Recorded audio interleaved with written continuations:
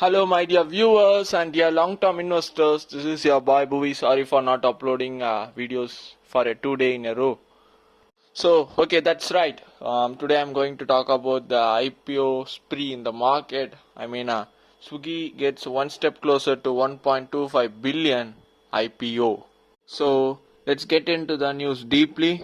The firm plans to raise as much as 3,750 crore, around $450 million via fresh issue, which is main issuing fresh shares, and 6,664 crore, around 800 million, through an offer for sale, which is the early investors, which are all private equity firms and venture capitals who invested in the money when the company was during a startup stage.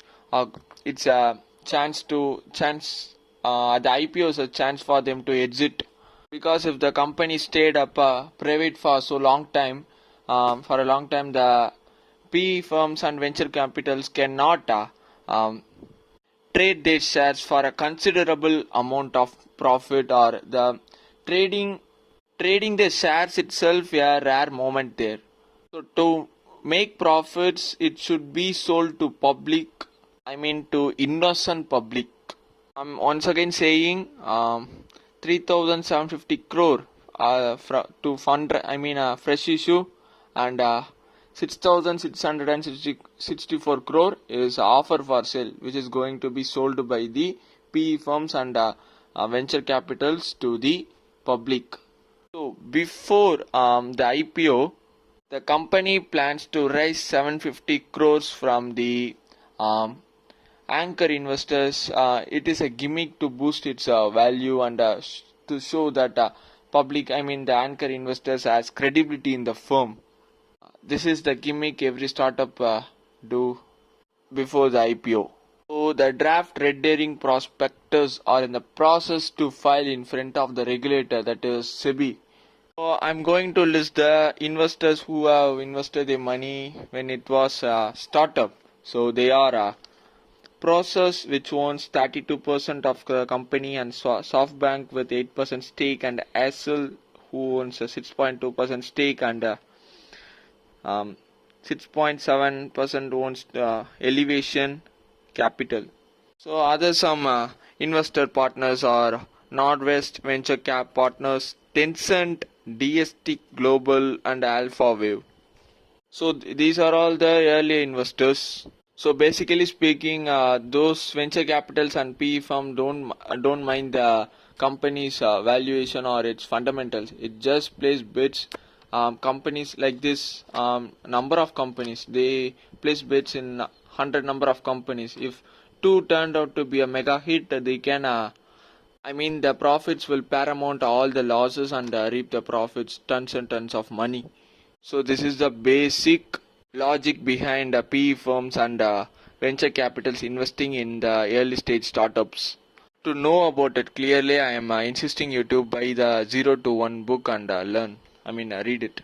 The shareholders meeting, which is the extraordinary general meeting, was conducted by Swiggy on April 23. So that's where the decision took to file the IPO papers.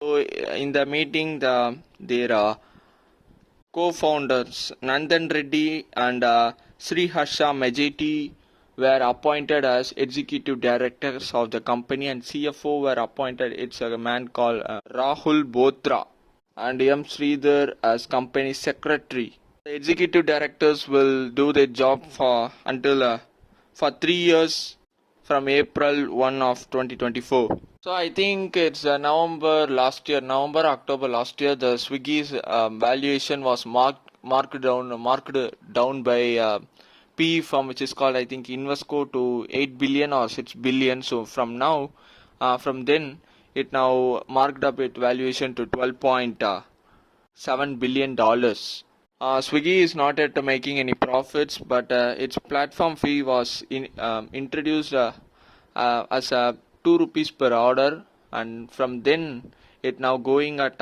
10 rupee per order.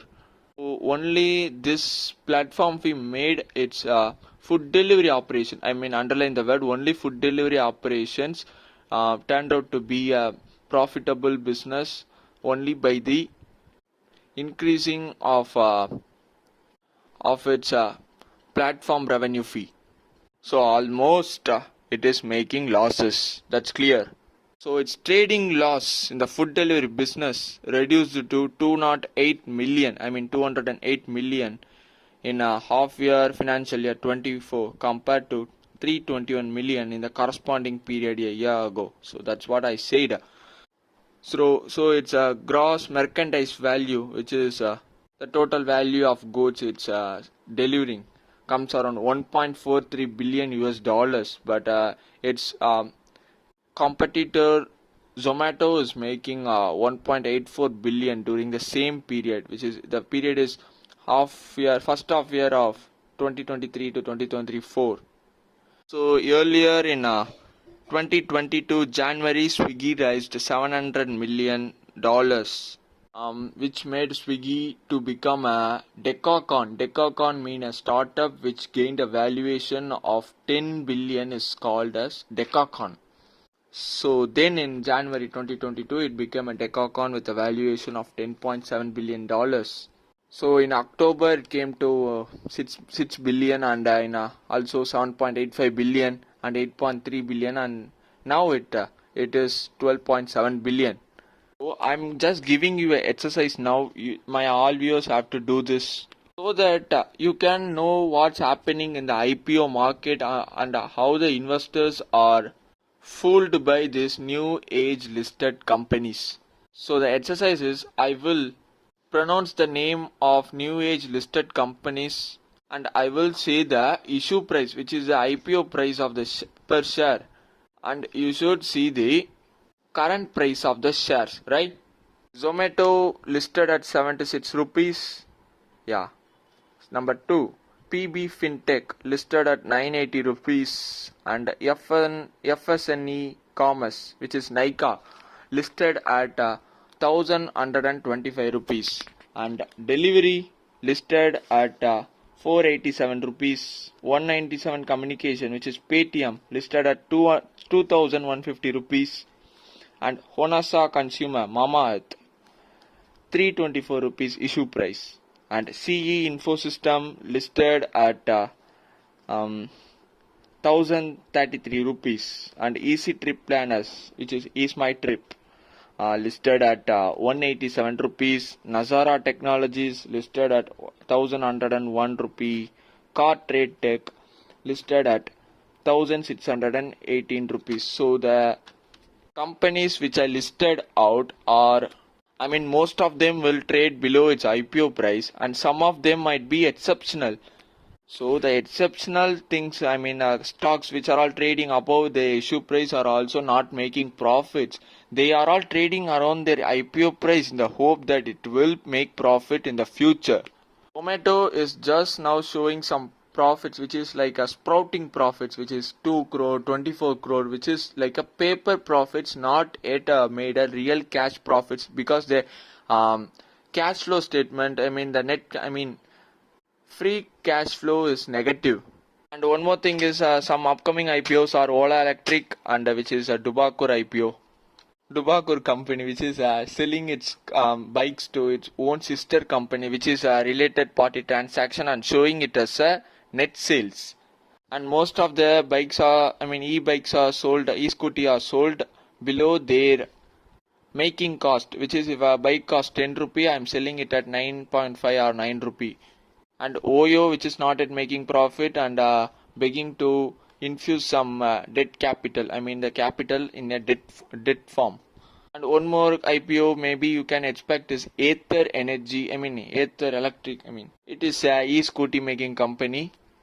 Maybe I might believe in Aether only if the believe in Aether because Hero MotoCorp has 40% stake in that company, even though it might not make profit.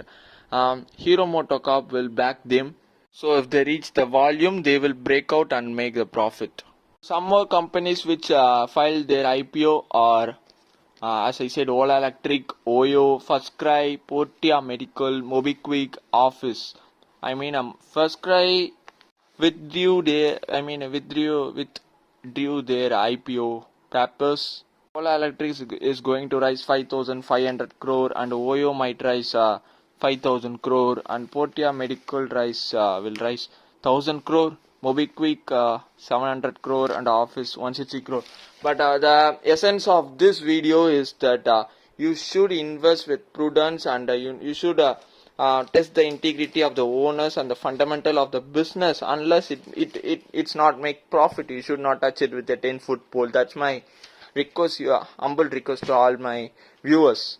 And if the business is not a B2C company, you should think twice, thrice, and many times before investing in that company. The FOMO is real, fear of missing out. If you don't buy the IPO, it will rise tenfold, twofold, threefold. No, not a big deal. You can catch that fish even after 1 year later, 2 year later, because your time runway is very long.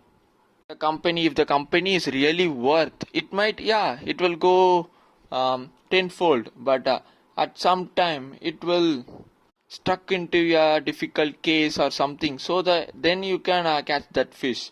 Don't ever burn your finger. If you burnt your finger, you will always fear about the stock market. It will always persist in your conscience.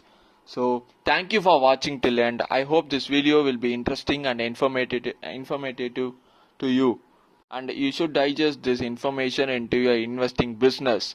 And don't forget to like, share, subscribe and comment.